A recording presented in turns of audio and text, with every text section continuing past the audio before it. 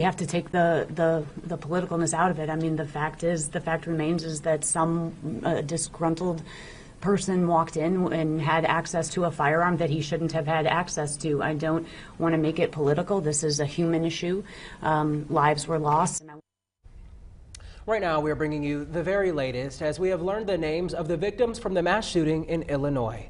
Thanks for joining us tonight. For 7 News at 6, I'm Royce Jones. And I'm Taylor Long. One of those victims was a 21-year-old college student who had started interning there that day.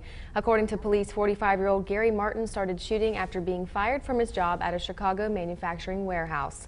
Along with the intern, 4 other co-workers were killed and 5 police officers were wounded before he was killed by police. We will have much more on this story along with the victims in just a few minutes.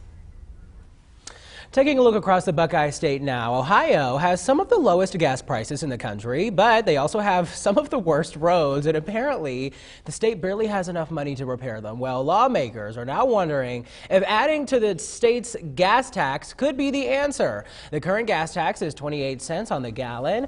Ohio Senator Frank Hoagland says lawmakers want to hack on an additional 24 cents. This would be a great way to improve your tire shape, your car shape, but it might be bad for your pockets though. So this leaves lawmakers and Ohio drivers with a lot to consider. What's your response? It needs it. The holes, potholes are terrible. The tax would be economically feasible, and I think it would be a very good idea. The way I see it, the government should be fixing the potholes in the roads for everybody. That's the way it should be. Get this, the state would need at least $1 billion additional dollars in order to obtain the amount of money they need for sufficient repairs. That's where that 24-cent figure is calculated from. Lawmakers are waiting to see what Governor DeWine proposes. Now looking across the Mountain State, Governor Jim Justice announced a pilot project to address substance use disorder. According to the governor, the plan is to partner with West Virginia University counties in the Mountain State to assist in tackling the statewide issue of drug use. The pilot project will implement activities across the continuum of prevention, early intervention, treatment, overdose reversal, family support, and recovery. For more information on what counties this will affect directly first, you can head over to our website, WTRF.com. President Trump has declared the national emergency he's been warning of as an attempt to reallocate government funds for the U.S.-Mexico border wall. He's now bypassing Congress's approved $1.4 billion of funding for a much larger amount of $8 billion. As the possibility of a border wall becomes more real by the day, some may wonder exactly what an $8 billion border wall would look like. Border Patrol basically will do the design. They do have final control. A lot of what they're probably going to be going with is the steel bollard fencing that you can see through, which is what they want because they want to see what's on the other side. It's quite high, but there might be levees, there might be gates, there might be other kind of fencing. It's just whatever's appropriate in the particular area that they feel is vulnerable. Construction of that wall will presumably be delayed because the president is expected to be embroiled in a series of lawsuits that would freeze the use of this funding.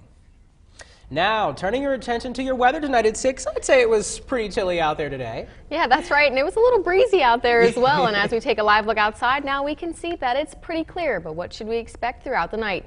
Let's check in with Storm Tracker 7 meteorologist Emily Goodman. Emily.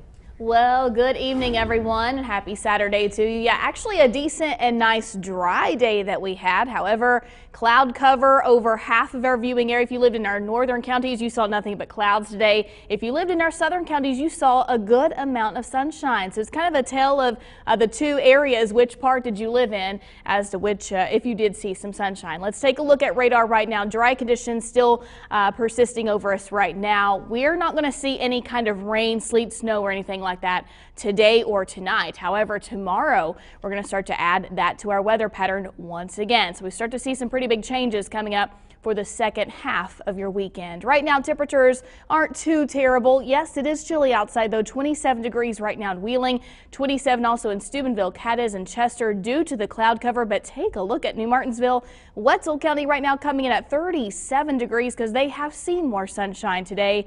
Moundsville's kind of caught in between the two at around 30 degrees. Wind gusts not terrible, but have picked up a little bit more, 10 to 12 mile per hour gusts right now. And so the rest of your evening, we're going to see those temperatures dropping back down into the lower 20s by the time we get to tonight, and we'll start to see some of those clouds breaking apart once again. I've got more details of your forecast in just a few minutes. Taylor and Royce.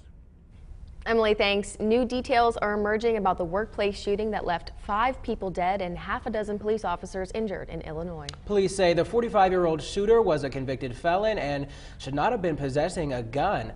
Adriana Diaz has the very latest from Aurora.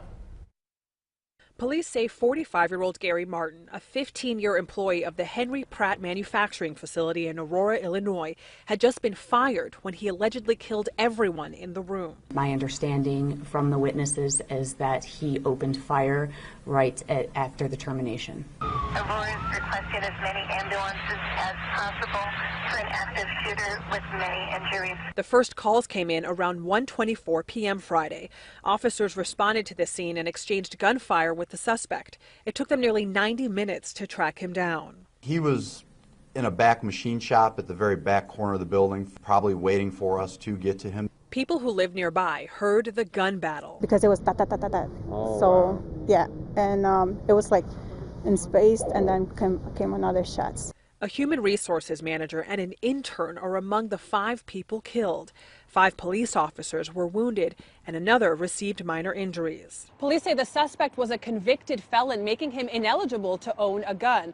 Investigators are now trying to figure out how he slipped through the cracks. Absolutely, he was not supposed to be in possession of a firearm. The plant remains closed as the community grieves the lives shattered in another act of gun violence.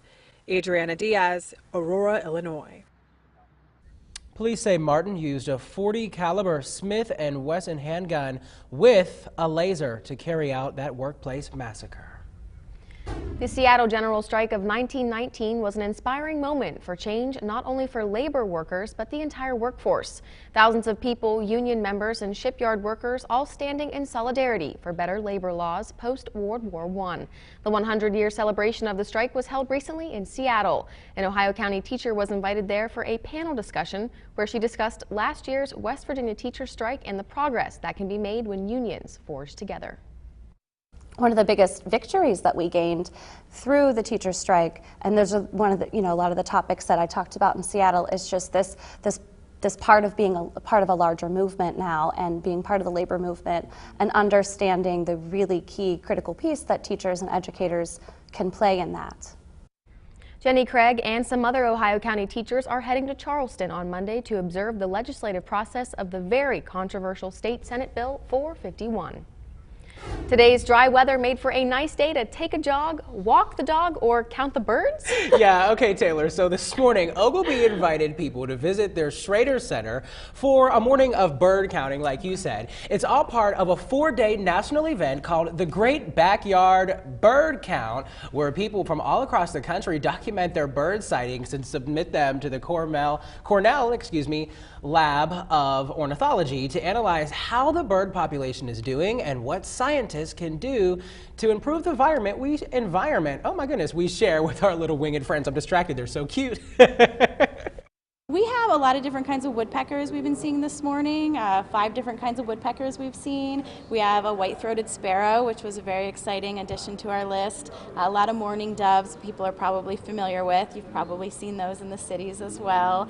Chickadees, tufted titmice, the list goes on. Now, you can record your bird sightings anywhere and submit them to Cornell online. The deadline for submissions is Monday, February 18th, so you might want to get on that. We have a link posted for you on our website, WTRF.com, to get you going. Students at Ohio State University Mansfield campus are continuing to cope after a